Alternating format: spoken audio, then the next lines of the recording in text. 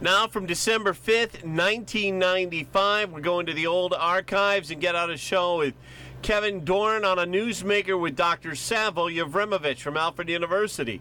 They're talking about Bosnia today. Again, December 5th, 1995, the date on this one. Time now for the Newsmaker Show.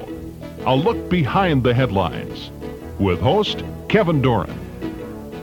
Friends, I watch McNeil Lehrer every night. I make it a point to try to stay as up to date as I can on the issues that will come up on this program. But I must tell you, I have never learned more about the situation in Yugoslavia, the former Yugoslavia, than I have when I've discussed it with my friend Dr. Savo Jevremovic, who is retiring as a professor at Alfred University, is a native of Serbia, has lived in the United States much longer than he did in Yugoslavia. He left there as a teenager, as I believe. 14 years old. Yeah. 14 years old, and you're quite a bit older than that now.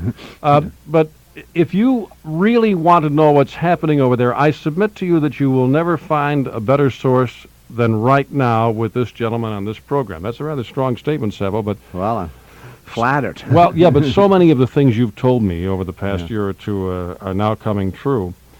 But first of all, for those people who haven't really paid attention, we say Croat and Serbian and Muslim as if they're three different ethnic groups. Actually, those are just different names for Catholic, Orthodox, and Muslim, aren't Exactly. Yeah, and there's really no cultural or ethnic difference. they? If I saw a Muslim and a Croat and a Serb standing here, could I tell? Most certainly not. They look the same. And they couldn't tell the difference from each other either, as long as they're talking and all that. Once they hear the name, if your first name happens to be Mohammed, well, you'll know that he is not a Catholic, right? Okay. All right, so what we're talking about here is a religious war. Exactly. Civil war, religious civil war. Is that right? Precisely. That's what it is. Okay, The only the difference, really, that we can establish, and it's a fact. Now, when Yugoslavia broke up, the fellow who took over in Serbia, Slobodan Milosevic, I love to say his name, was a former communist. Sure. The president of Croatia, a former communist. But who's the Communist guy? General. General? In Croatia, yeah. Who's the guy in Bosnia? Where did he come from? He, from I put it, came from nowhere and established himself basically by writing a book called The Fundamentals of Islam, in which he argued that Islam is not just a religion, it is also a political, social, economic system, and that wherever people who are of that religion live, they should really establish such a system. And further, he argued in the book that a system like that cannot coexist with other systems, both religious, political, and so on. It sounds a little like Iran. It most certainly is, yes. And what happened, of course, that was while the communists were still in power in former Yugoslavia, so he was arrested and sentenced to a few years in jail. I can't remember exactly how long. He was released, and when communism was collapsing after 89, 90, he became, again, politically active, essentially promoting the Islamic line, if you want. I should also mention the fact that when he ran for election, he really did not get the majority. Ironically enough, it was another Muslim who got the majority, who now happens to be in a Croatian jail. Why? Because in the area where he lived, he refused to go along with Mr. Izetbegovic in Sarajevo. Izetbegovic, is that his name? That's his name, yes, who's the president now, who was down in Dayton, right, recently, and established like his own little country, if I might put it like that, and essentially sort of agreed with both the Serbs and the Croats to leave him alone. Now, he had the majority, but Izetbegovic managed to push him out. How? That's sort of quite interesting. I assume the man was not in the capital, right? He was in one of the provincial towns.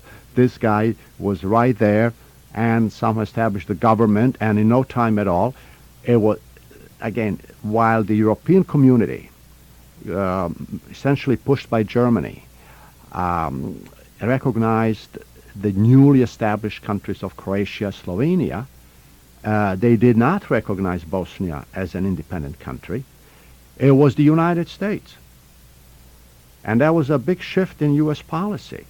While James Baker was Secretary of State under President Bush, he went a few times to Belgrade, the former capital of Yugoslavia, and essentially tried to force him, push him as strongly as he could to maintain the country as a unit. Then when it collapsed, the U.S. was hesitating whether or not to recognize the countries I mentioned, Croatia and Slovenia. Eventually did, but it took the lead in recognizing Bosnia as an independent country. Was this under Bush? That was still under Bush, that's right. By that time, Eagleberger was Secretary of State, not James Baker. And what happened was that at that very moment, Mr. Izetbegovic, who now was representing Bosnia, was negotiating with the European Union in Lisbon, in Portugal. Because they realized that their condition was that we have to set up somehow some sort of a safeguard for all these different, let's say, religious groups, basically the Croats, the Serbs, and the Muslims. And he was really agreeing to what amounted to a de facto partition, if I might put it like that. But then when he got back to Sarajevo, what does he hear on the news? The U.S. has just recognized Bosnia as an independent country.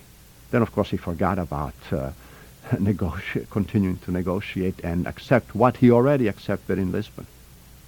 Now, Bosnia is, we say Bosnia and Muslim interchangeably, but actually Bosnians are both Croats and Serbs, basically, as well as Muslim. All right. If you want ethnically, if I might put it like that, they are Serbs and Croats. The Muslims are converted Serbs and Croats. Converted by the Turks from Christianity. From Christianity, probably in the 1600s. So, but you have all three groups there. Now you have three groups, yes. And so, if you're a Serb or a Croat and you're living in what used to be Bosnia-Herzegovina, and a guy comes along and says, "I'm going to put in an Islamic republic," is that how the fighting started? And also, let me put, why would it be disconcerting? Because for roughly 5 centuries, they were under the Turkish rule, which was an Islamic rule. And despite the fact that they were allowed to practice their religions, that is true, they were. But they were second-class citizens. In other words, they were not in the government. They had really no land. They couldn't own the land. They'd work the land, but half or more had to be turned over to the Muslim rulers. So the Muslims were the elite. They were the governing class, and obviously the others resented that for 5 centuries. And now, but who started the war? Now, wasn't it Slobodan Milosevic who started the war? Actually, Slobodan Milosevic was the one who was highly intransigent in negotiating a change in the setup of former Yugoslavia. Basically, what he probably, if he agreed, they could have set up some sort of a confederation where each one of these units would have substantially more independence and autonomy than they had in the federal system. Okay, so that's his major fault, I might put it, that we have to blame him. But the actual fighting started by, I would refer to them as militias.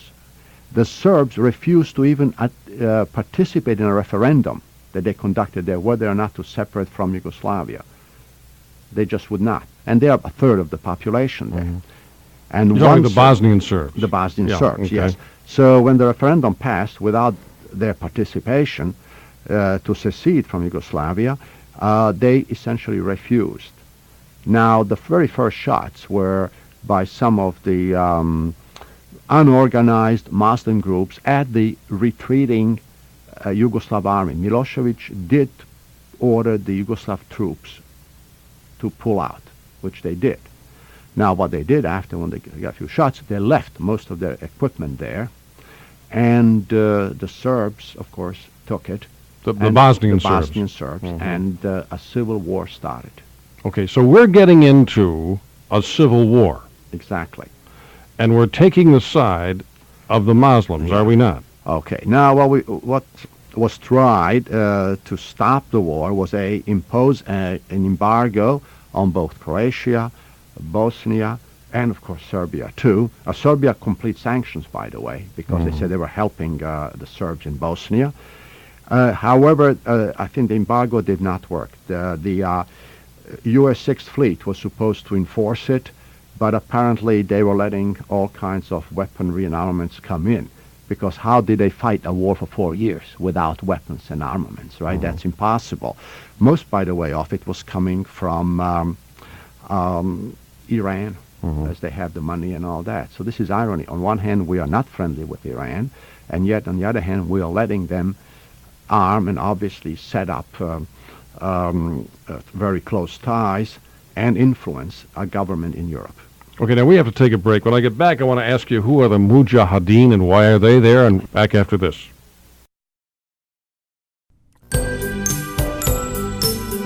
During these sharing, caring days, may your every wish for happiness, your every desire for health and prosperity be fulfilled to overflowing. The AmVets thanks you for your support and sends their sincerest wish for a holiday that's happy all the way through.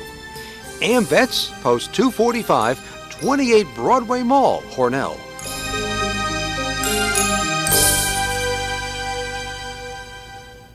It's the Big Finish event at Maple City Dodge. Outstanding lease specials to end the year. Ask your favorite Dodge boy about the lease specials on a 2019 Jeep Cherokee Latitude Plus 4x4 and the 2018 Pacifica Touring L. And yes, you can lease a 2019 Ram 1500 Bighorn Crew Cab V8 4x4. Lease is valid on select models and trims. Not all customers will qualify. See dealer for complete and awesome details. Maple City Dodge in Hornell, where you get the real deal every time.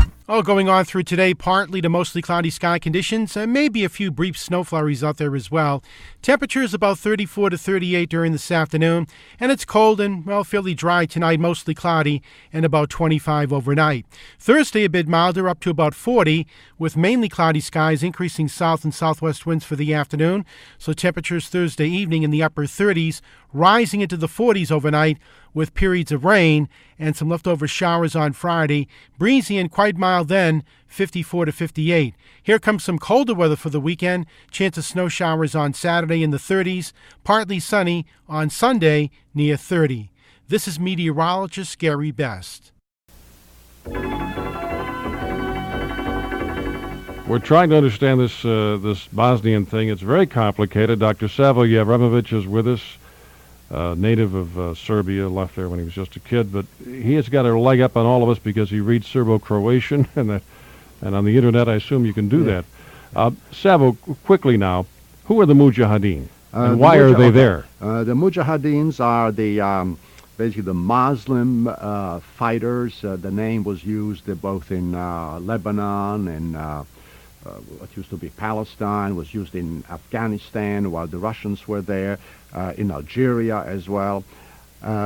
They are also referred to as Afghanistanis, though some of them are, of course, from Afghanistan, but some of them are Palestinians, some of them are from Sudan, and apparently from Egypt as well. Now, these guys, from what I've read about them in the Times, these guys are equivalent to the old kamikaze pilots, aren't they?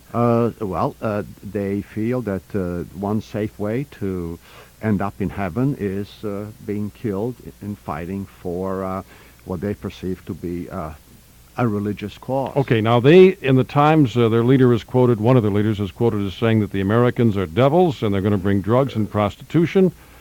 And we've got an obligation to kill them. So here, these are the Muslims now that we're supposedly going in to defend, and are they going to be shooting at our guys? Suddenly, our press tells us they are there, which, by the way, they have not They've never mentioned till for now. the last 3 years, though you could have read that in either some of the Yugoslav publications or European publications. And don't forget, what did the late Ayatollah Khomeini call the United States? The Great Satan. And these are the people who follow him, right?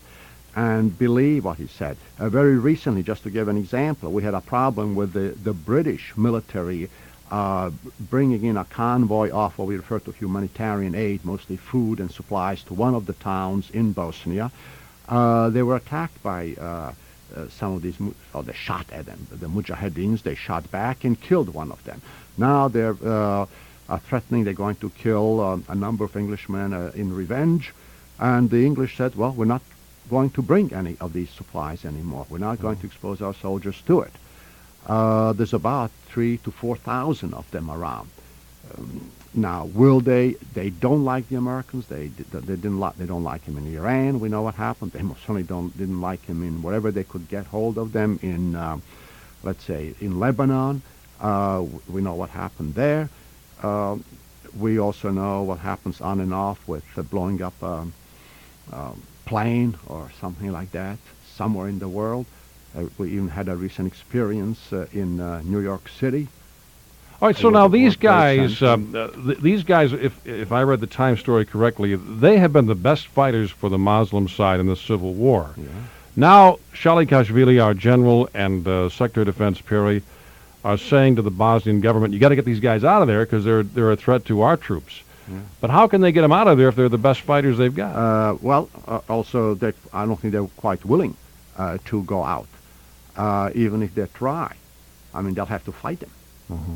And they're probably not going to do that. Already, what they've been doing is they go around like sort of religious police, if you might put it like that, breaking when they see alcohol is being sold in that country, despite the fact that they have a Muslim government, as it is in many other Muslim countries of the world, of course.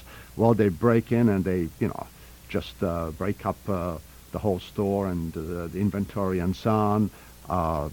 They have been terrorizing the Christian families in areas under their control, and the Muslim government from Sarajevo, which is considered to be the Bosnian government, isn't doing much about it. Well, they can't. They're not. No. These are their best. That's an independent militia. Time is running short. The Canadian general who was there for the UN, Mackenzie, yes, has said that the Americans will not be there for 1 year. They'll be there for 10. And he's also said that we'll be shot at by the Muslims that we're supposed to be defending, as well as the Serbs and maybe even the Croatians. Do you agree with that? Yes, I do.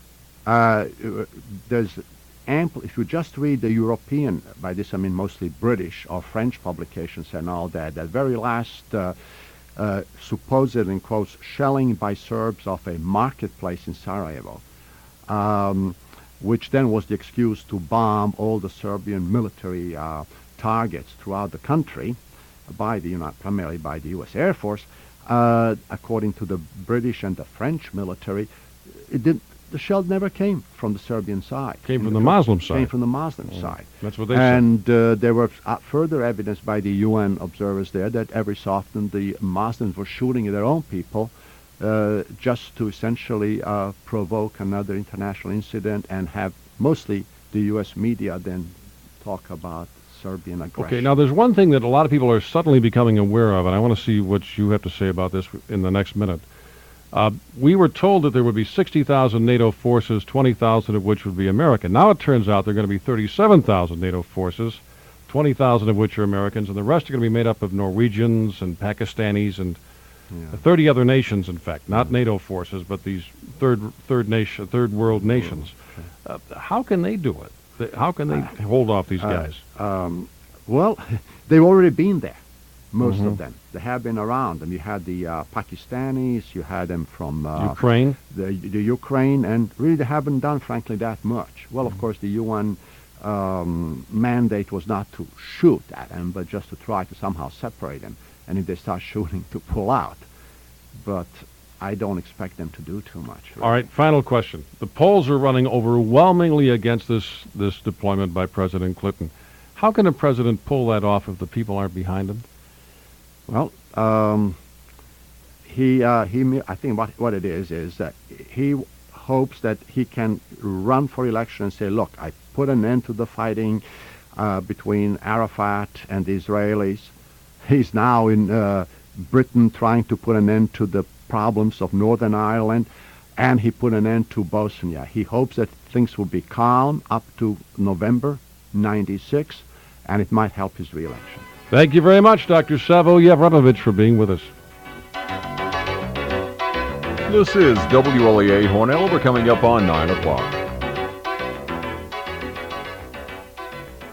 And I'm sure you recognize that last voice there, Jonathan Mark doing the top of the hour legal ID, as we call it.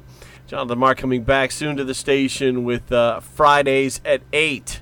Interesting show there with Dr. Savo Jevremovic and Kevin Doran. And, on yesterday's show, we played a newscast that followed that show. Unfortunately, the cassette did not keep rolling. It was stopped at the end of that show. That was December 5th, 1995. I went back and got another December newscast. This is from December 7th, 1982, an ABC newscast. From ABC News, I'm Joe Templeton. Charlie Brooks, a convicted murderer, was executed during the night at the Texas State Prison in Huntsville. Brooks became the first person in the United States to be executed by injection of sodium pentothal. And ABC's Charles Murphy says witnesses to the execution noted it appeared to be a relatively peaceful death. Joe, witnesses say that Charles Brooks died a death that was much less agonizing than if he had been electrocuted. This was the first death by injection. An injection has been adopted by 4 states now. A minister said it was the most peaceful death he had seen. A reporter who witnessed it said Brooks yawned, wheezed, and died.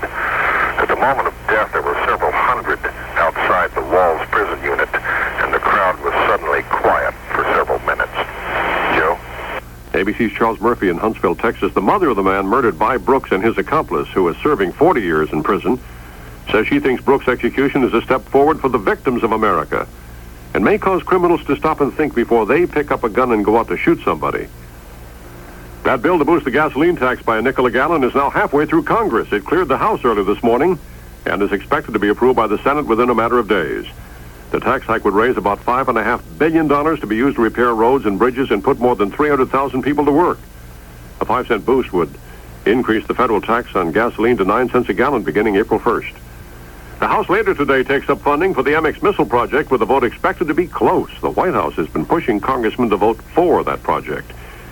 Illinois Governor James Thompson this morning says he'll declare 6 northern counties of his state a disaster area as a result of heavy flooding.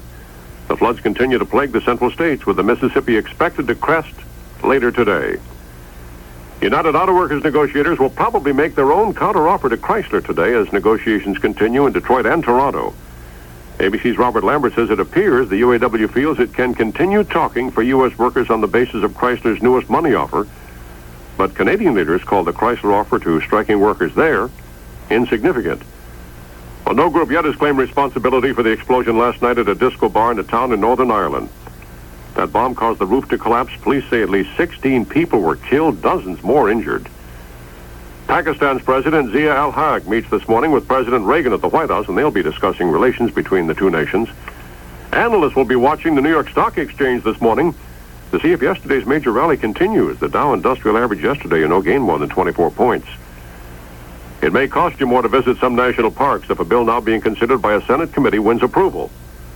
That measure would increase fees for tour and shuttle buses operating in the nation's parks. Herman Wlea, co-founder of the Frito-Lay Company, has died at his Dallas home. Wlea was 73. Barney Clark spent a peaceful night at the University of Utah Hospital, where he's recovering from surgery, giving him a permanent artificial heart. Doctors say country singer Marty Robbins is still in extremely critical condition. His kidneys beginning to fail. Robbins in a Nashville hospital for a heart attack and bypass surgery. In Lincoln, Nebraska, blood bank officials say the recession has caused more people to turn out to donate blood at $10 a pint. Lincoln Plasma Corporation is getting about 600 pints a week these days, up 33% over a year ago. Most donors are laid-off workers and students. This is ABC News. With Kodak's amazing magic, you can turn one airline ticket into 2. How? Just by a folding Kodamatic instant camera. I like it already. Or buy a Champ camera and instant film. Or just buy Kodak instant color film. Well, that's easy. Then buy a round-trip ticket on Eastern Airlines at the full fare and get a second round trip free. Kodak and Eastern. Terrific. Yeah, hey, where are you going? I'm going to fly to my photo dealer. This is a limited time offer, so see your participating photo dealer now for complete details and travel restrictions. For the ABC Information Network, I'm Joe Templeton. Welcome, sir, to Bob's Appliance. Something funny? This place looks more like my garage than an appliance store. You have microwaves all over your garage? Oh, of course not. These freezers, these dishwashers, do you have those in your garage? Well, naturally not. And these ranges? No. Well, we have them here at Bob's Appliance. But the place is so, well, it sure isn't pretty. We purposely keep the place unattractive, if you will. We keep the overhead low so we can sell the appliances low. Look at the price tag on this microwave. Hey, that's dirt cheap. See, our Bob's Appliance low overhead makes that possible. And right now we're giving away a turkey with every microwave or range we sell. One thing. Yes? That wallpaper, I mean, it's really grotesque. Are you buying wallpaper or are you buying microwaves? You got a point there. Bob's Appliance. Our overhead is low, and so are our prices. Old Arkport Road next to PNC Lighting. 37 degrees. The weather outlook. Sunshine this morning. And cloudy this afternoon. I'm Joy Gilmore with the latest news from WLEA. Legislative leaders will study several possible tax increases today as they try to find an acceptable package to shore up the beleaguered Metropolitan Transportation Authority. All sides held closed-door party meetings yesterday to discuss approaches to the problem. Today, the leaders plan to meet with Governor Carey and Governor-elect Mario Cuomo. Among the possible solutions being discussed by Senate Republicans are a payroll tax in the downstate MTA region, in addition to the sales tax, a stock transfer tax, and higher MTA fares. But officials say there has been no agreement on any of the plans. Senate Republicans yesterday elected Warren Anderson for his sixth two-year term as Majority Leader. Anderson has represented Binghamton in the Senate for 20 years and for 7 years chaired the Finance Committee before he was first chosen Majority Leader in 1973. Albany Mayor Erastus Corning, the nation's longest tenured city mayor, developed pneumonia over the weekend and is in the intensive care unit of University Hospital in Boston. The 73-year-old Corning was admitted to the medical center for respiratory problems in October, following a stay of several weeks in an Albany hospital. Doctors say his vital signs remain stable and he is awake, alert, and relatively comfortable. A Wayland woman has been charged with promoting prison contraband at the Steuben County Jail. She was charged Saturday when deputies say she attempted to smuggle a quantity of marijuana into the jail to her husband. Deputies say the marijuana was discovered inside a bar of soap on a routine search of incoming items to the jail. Next news at 10 o'clock. If you see news happen, call the WLEA News Hotline, 324-1480.